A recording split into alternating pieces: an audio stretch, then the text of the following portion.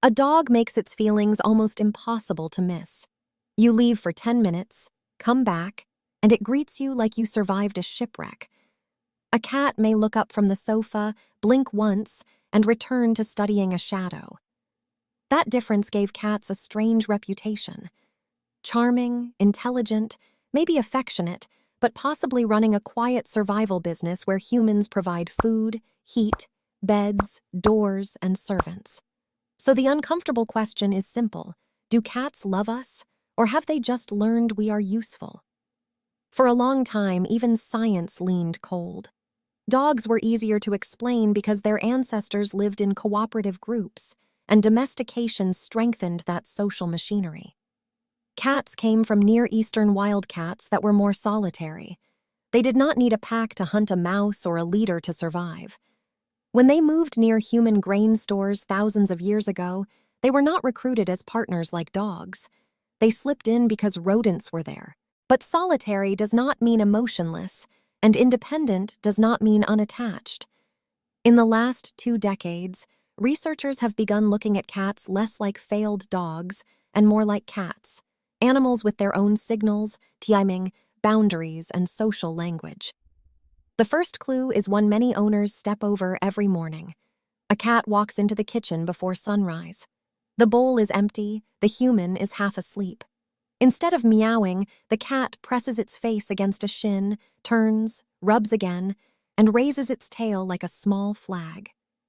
People read that as ownership, and partly it is. Cats have scent glands around the cheeks, forehead, and chin. Rubbing deposits pheromones, but cats do not reserve it for furniture. Friendly cats rub against one another. Researchers call it allorubbing, and in colonies it helps maintain bonds and a shared group scent. So when a cat headbutts your leg, hand, or face, it may not be treating you like a chair. It may be treating you like a familiar member of its social circle. The next signal is quieter. A cat sits across the room, looks at you, slowly closes its eyes, then opens them. To us, it can look like nothing. In animal terms, it is risky. Closing the eyes, even briefly, lowers awareness. You do not do that near something you believe is dangerous. In 2020, researchers tested this slow blink between cats and people. When humans slowly blinked at cats, the cats were more likely to return the gesture and approach afterward. Owners call it a cat smile. That is too simple, but the behavior appears to carry comfort, trust, and positive communication. And trust is where the evidence becomes harder to dismiss. In 2019, researchers at Oregon State University adapted the secure base test, first used with human infants. When a child feels safe with a caregiver, that person becomes a secure base for exploring an unfamiliar place. Now picture the cat version. A cat enters a room it does not know. Strange smells, blank walls, unfamiliar corners. No established hiding route. The owner sits nearby, leaves, then returns. Some cats become unsettled when the owner disappears, but when that person comes back, they relax enough to explore again. They are not simply reacting to a food dispenser. They are regulating their behavior around a specific human. About 65% of cats in that study showed secure attachment to their owners, surprisingly close to figures seen in human infants and dogs. That does not prove cats feel love in the exact human sense. It does show many form stable emotional attachments to particular people. The ordinary home becomes more revealing once you know what to look for. At night, a cat jumps onto the bed, finds the warm place behind your knees, circles twice, and folds itself into sleep. Evolutionarily, sleep is dangerous. An animal is slower to detect predators, flee, or defend itself. Choosing to sleep near another individual is not just warmth. In social animals, it often signals safety. Then there is the cat that follows you from room to room. You stand, it follows to the kitchen. You go upstairs, it trails behind. You close the bathroom door, and it waits outside like a security guard denied clearance. This can look like neediness, but researchers often call it social monitoring. The cat is tracking an important individual, often when no meal is involved. Grooming adds another layer. Cats groom themselves to clean fur, control scent, remove loose hair, and regulate comfort. But socially close cats may groom each other too. This is allo-grooming. When a cat repeatedly licks your fingers, wrist, arm, or hair, it may be extending a bonding behavior used with trusted companions.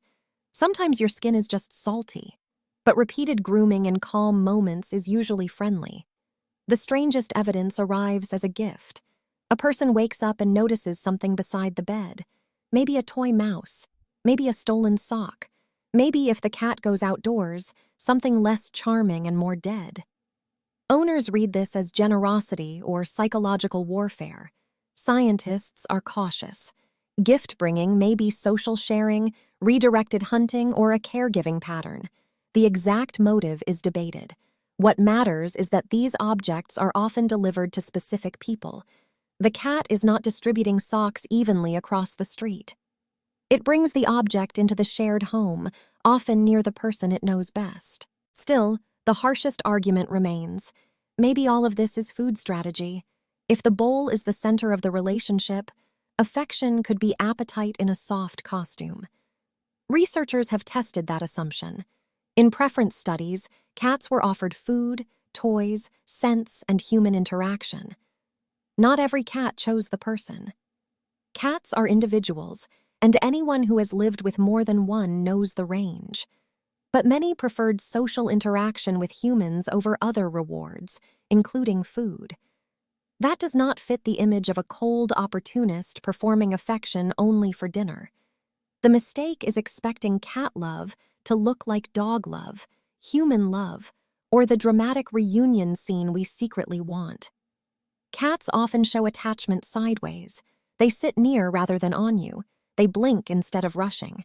They rub, follow, groom, sleep nearby, bring objects, and return to the same person after fear or uncertainty. None of this means every cat is affectionate in the same way. Some are intensely bonded to one person. Some divide attention across a household. Some are social but not cuddly. Some want closeness only at certain times, in certain rooms, under rules they invented and refuse to explain. Their affection is not always convenient, theatrical, or easy to read. So the honest answer depends on what we mean by love.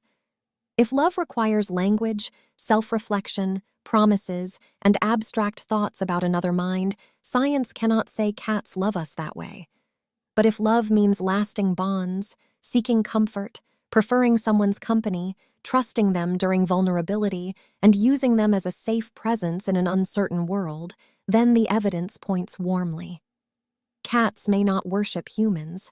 They may not need us with the open urgency of dogs, but many choose us, return to us, sleep beside us, blink at us, and fold us into their private map of safety.